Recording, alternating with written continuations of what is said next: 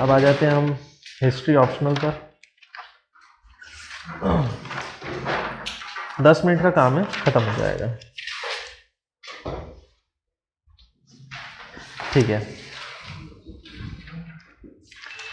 आपको तो नहीं पढ़ना है ना हिस्ट्री ऑप्शनल? ठीक है, चलेगा।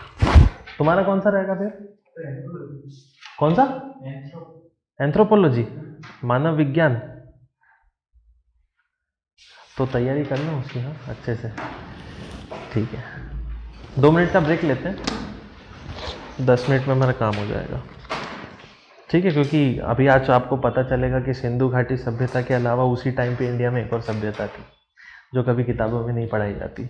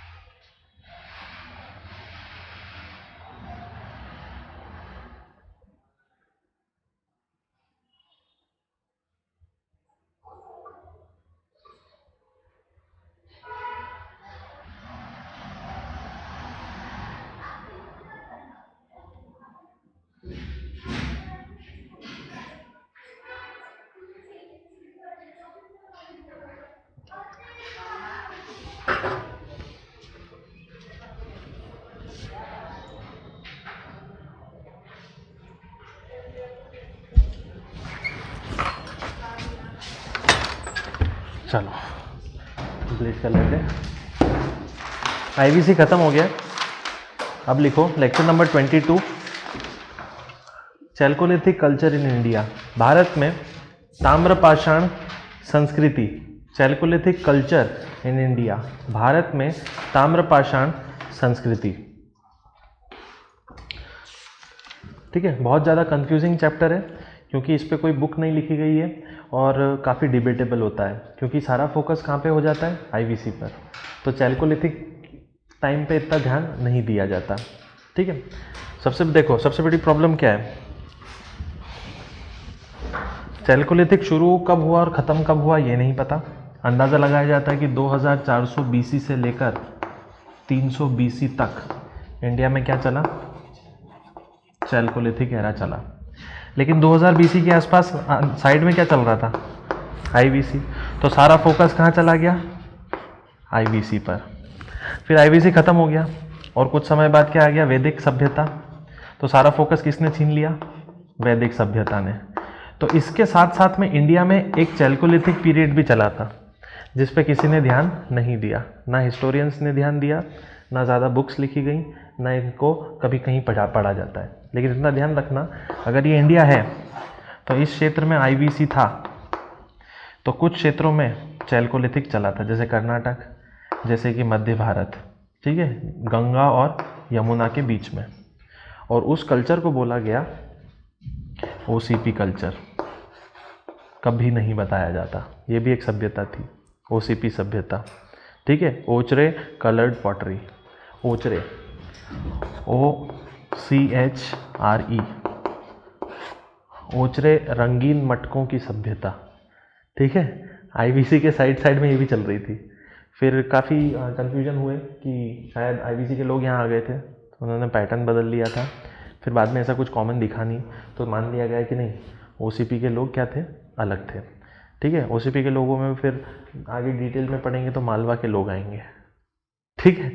तो ये इसके अंदर पढ़ना पड़ता है, ओसीपी सभ्यता, भयंकर ही एकदम, मतलब किसी को कुछ भी नहीं पता इसके बारे में कि ये है क्या, बट अपने लेवल पे पूछ लेते हैं ये। तो और क्या ध्यान में रखना पड़ेगा, ठीक है। आईवीसी पढ़ते वक्त अर्ली आईवीसी पढ़ी थी हमने, शुरुआती आईवीसी कल्चर क्या थे, मैच्योर से पहले के, तो उसमें अमरी, झूब, सोती सिसवाल, ठीक है, बलूच, इनके बारे में पढ़ा था। तो बस ऐसा ही कुछ आईवीसी के वक्त ही ओसीपी में भी चल रहा था, ठीक है। अलग ही एक सभ्यता चल रही थी, सभ्यता नहीं बोलेंगे, कल्चर बोलेंगे, सभ्यता बड़ी होती है, एक जैसी होती है, ठीक। ओके, कुछ कॉमन चीज़ें भी थी, जैसे कि पॉटरी, आईवीसी में मटके होते थे लाल और काले कलर के, चैल्कोलिथिक में भी आपको कैसे मिलेंगे, लाल और काले रंग के मिलेंगे। ओसीपी में आपको बहुत सारे रंग दिखेंगे, कलर्ड हो जाएंगी बहुत सारी चीज़ें, लेकिन वो चैल्कोलिथिक की रहेंगी, ये ध्यान रखिएगा।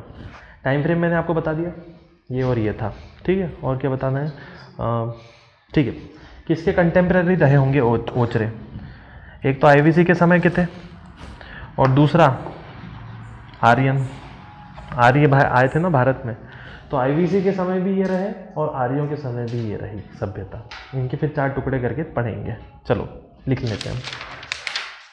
इन पोस्ट इंडिपेंडेंस पीरियड, स्वतंत्रता पश्चात के समय में, इन पोस्ट इंडिपेंडेंस पीरियड, स्वतंत्रता पश्चात के समय में, an interesting development among scholar started, विद्वानों के बीच एक नई बहस शुरू हुई। An interesting development among scholar started, विद्वानों के बीच एक नई बहस शुरू हुई। On systemic study of social organisation, की सामाजिक ढांचों की व्यवस्थित अध्ययन किया जाए। On systemic study of social organisation, की सामाजिक ढांचों का व्यवस्थित अध्ययन किया जाए। पॉलिटिकली, राजनीतिक रूप से।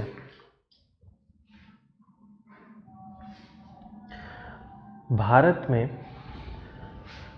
आईवीसी पर ध्यान देने वाले जो इतिहासकार थे वो अंग्रेज थे या फिर लेफ्टिस्ट थे या राइटिस्ट हिस्टोरियन थे।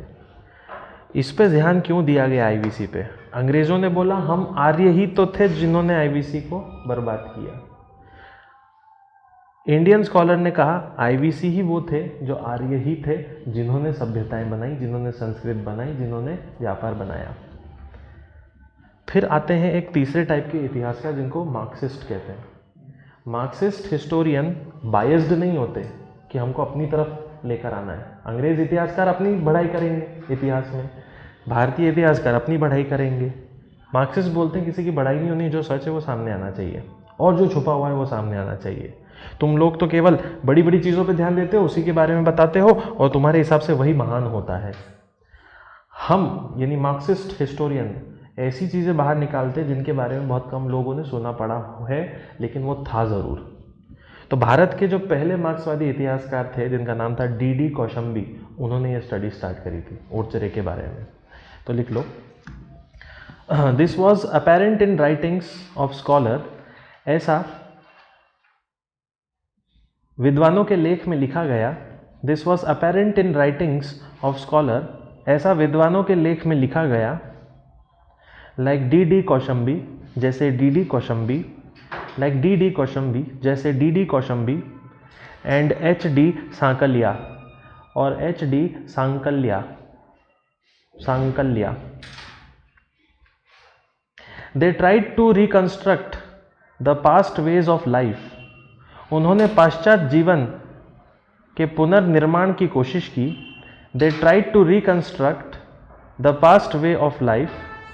उन्होंने पाश्चात्य जीवन के पुनर्निर्माण की कोशिश की, पाश्चात्य जीवन के पुनर्निर्माण की कोशिश की in different regions of India, Bharat के अलग क्षेत्रों में।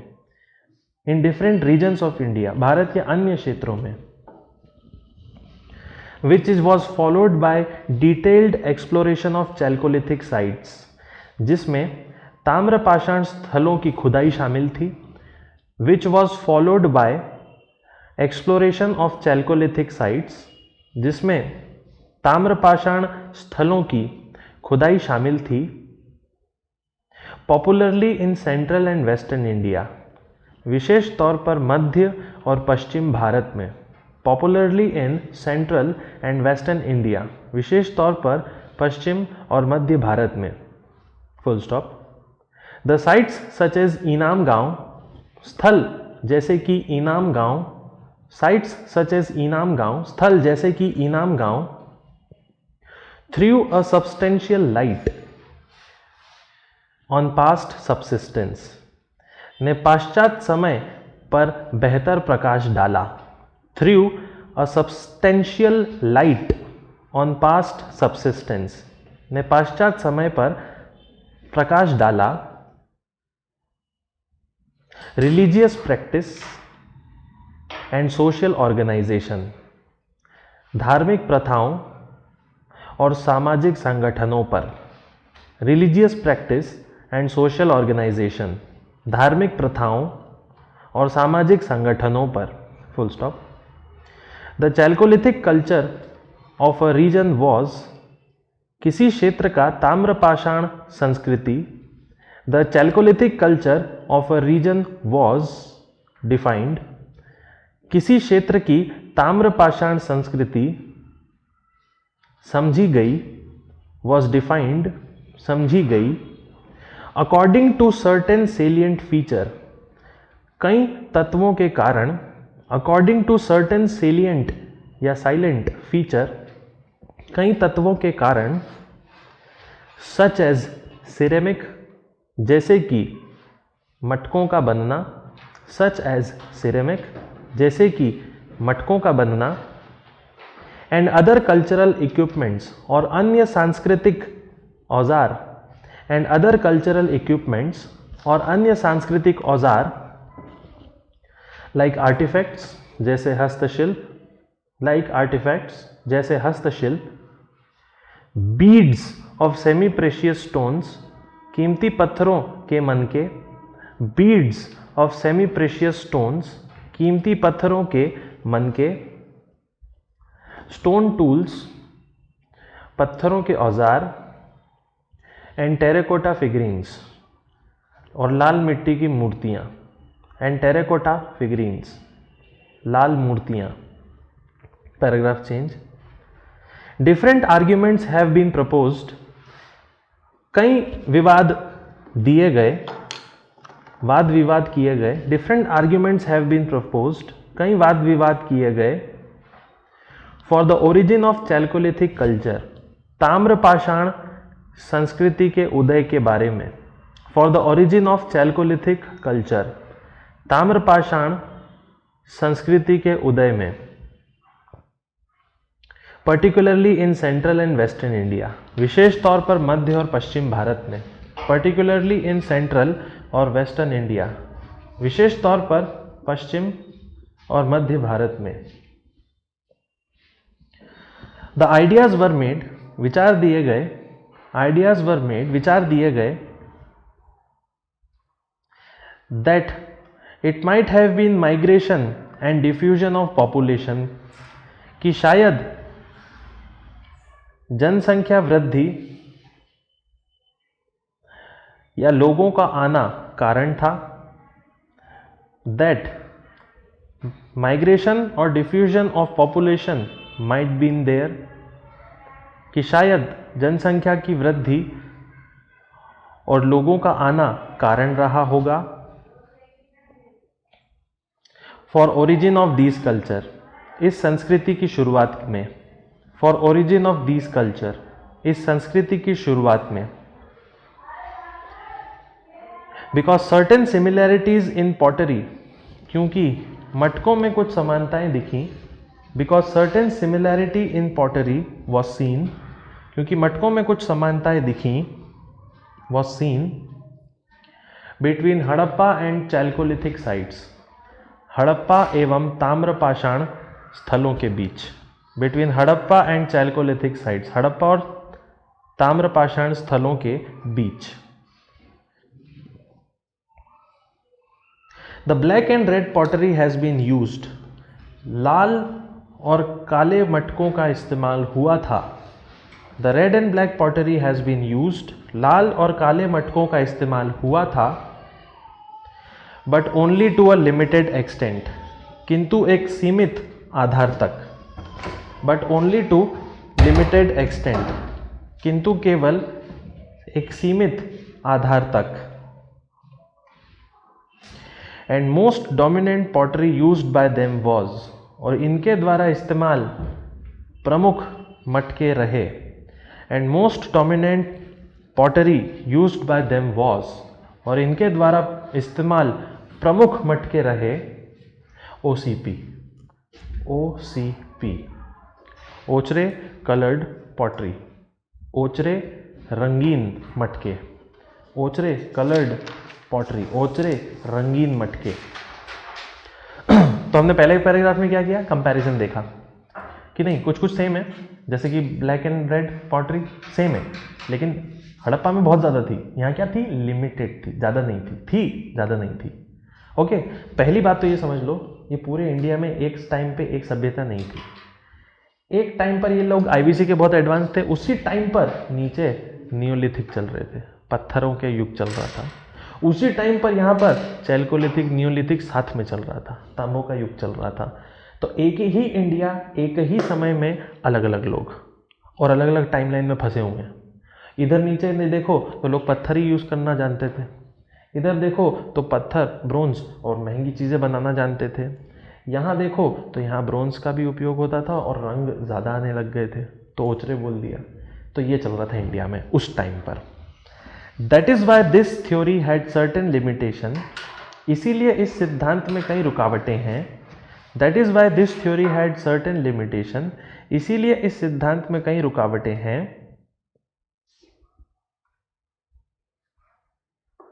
द सेकेंड इंपॉर्टेंट आर्ग्यूमेंट, दूसरा प्रमुख तर्क है, the second important argument is, दूसरा प्रमुख तर्क है, regarding the origin of chalcolithic culture, ताम्रपाषाण युग के उदय के बारे में, regarding the origin of chalcolithic culture, ताम्रपाषाण युग के उदय के बारे में, is about the role of Aryans, कि आर्यों का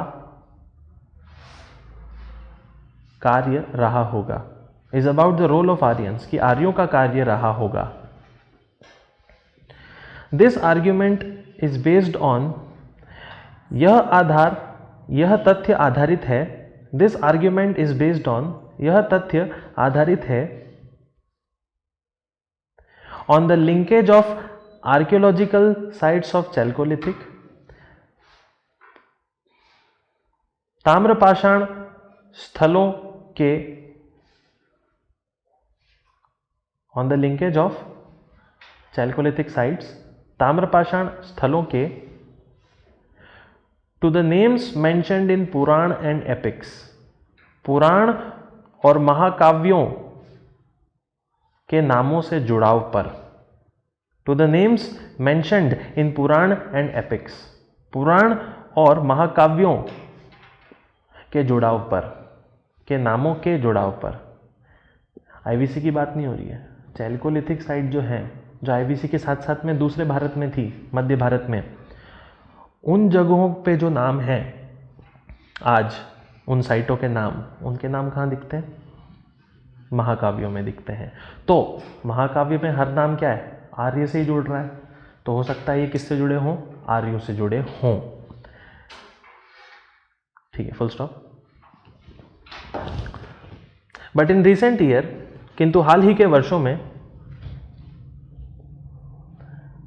number of problems emerge in this theory, इस सिद्धांत में भी कई समस्या आने लगी। Number of problems emerge in this theory, इनके सिद्धांत में भी कई समस्या आने लगी।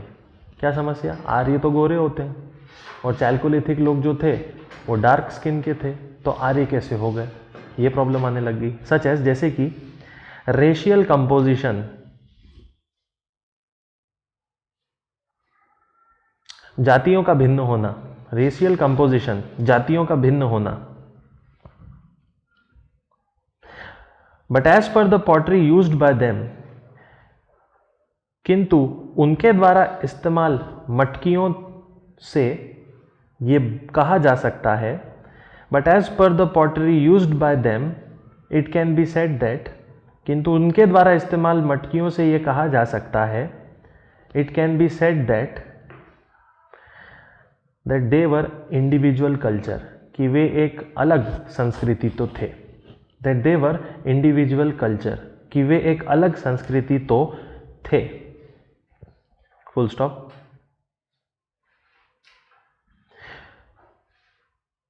Mostly it has been accepted that, ये अधिकतर माना गया है, mostly it has been accepted that, यह अधिकतम माना गया है, that this culture was from 2400 to 300 BC, कि यह संस्कृति 2400 से 300 BC तक रही होगी। यहाँ लिखा था 2400 BC to 300 BC, कि यह संस्कृति 2400 से 300 BC तक रही होगी। Full stop. The chalcolithic culture in west and central India, पश्चिम और मध्य भारत का ताम्रपाषाण संस्कृति। The chalcolithic culture in western and central India, पश्चिम और मध्य भारत की ताम्रपाषाण संस्कृति can also not be consider as uniform culture, को एक अकेली संस्कृति नहीं माना जा सकता। Can not be consider as uniform culture, को एक अकेली संस्कृति नहीं माना जा सकता। As many difference could be noticed, क्योंकि कई फर्क दिखते हैं। As many difference could be noticed, क्योंकि कई फर्क दिखते हैं। The different culture noticed are, संस्कृतियां जो देखी गई हैं। The different culture noticed are, संस्कृतियां जो देखी गई हैं। 4 लिख लो। पहली कायथा, KAYATHA, कायथा। उसके नीचे दूसरी अहर, AHAR, अहर। उसके बाद तीसरी मालवा, मालवा। और चौथी जोरवे, ZORWE, जोरवे। तीनों के समय कब से कब तक चले वो भी लिखो। कायथा में लिखो 2400 से 2000 BC। अहर में लिखो 1950 से 1700 BC, 1950 से 1700 BC। मालवा में लिखो 1700 से 1400 BC। जोरवे में लिखो 1200 से 600 BC, 1200 से 600 BC।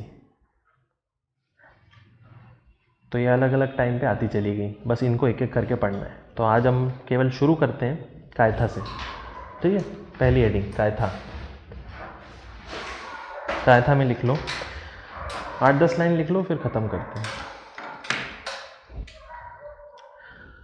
The chalcolithic culture, this Chalcolithic culture, यह ताम्रपाषाण संस्कृति, was named after a type site, एक टाइप स्थल के नाम पर है। Was named after a type site, type स्थल के नाम पर है। टाइप साइट मतलब जैसे हड़प्पा एक टाइप साइट है, तो हड़प्पा टाइप साइट क्यों है? क्योंकि सबसे पहले कौन खोजी गई थी? हड़प्पा। तो हड़प्पा क्या है? टाइप साइट है। दैट मीन्स कायथा नाम की जो साइट है वो कायथा कल्चर बना के चली गई। मतलब कायथा कल्चर को समझने के लिए जो सबसे पहली साइट मिली वो क्या थी? कायथा। तो नाम क्या रख दिया? Kayatha culture.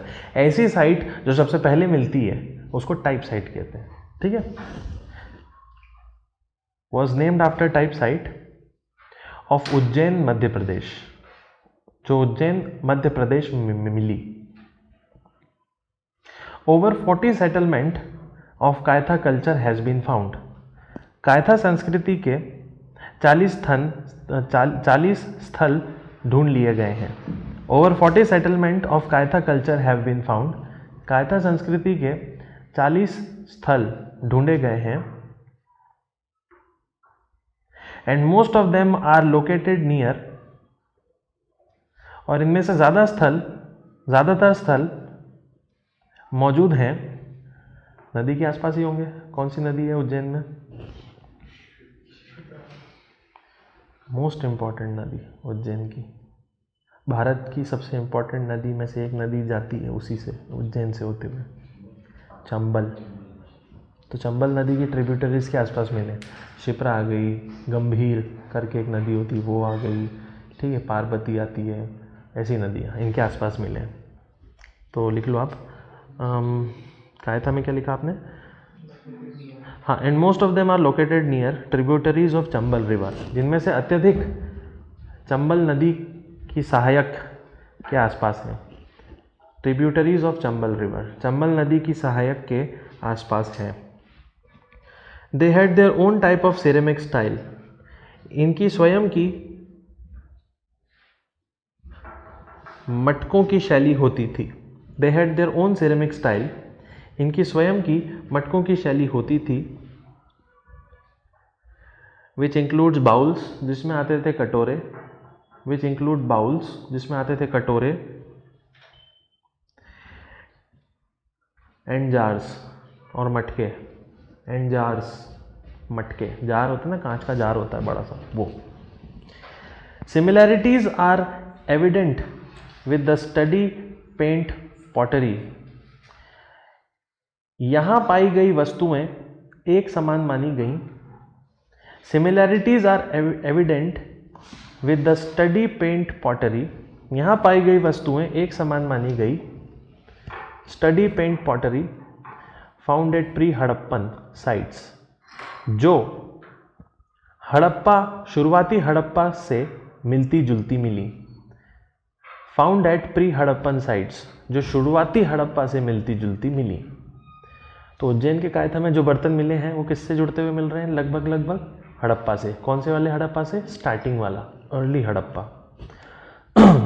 Apart from this, इसके अलावा use of copper and stone tools were also found, तांबा और पत्थरों के औजार का उपयोग मिला है। Use of both copper and stone tools were also found, तांबा, पत्थरों के औजार का इस्तेमाल मिला है। An evidence of specialized blade industry, एक विशेष ब्लेड उद्योग की जानकारी मिली। An evidence of specialized blade industry, एक विशेष ब्लेड उद्योग की जानकारी मिली। विच मीन्स, जिसका अर्थ है definitely mass production was there, कि वृहद उत्पादन होता था। Definitely mass production was there, कि वृहद उत्पादन होता था।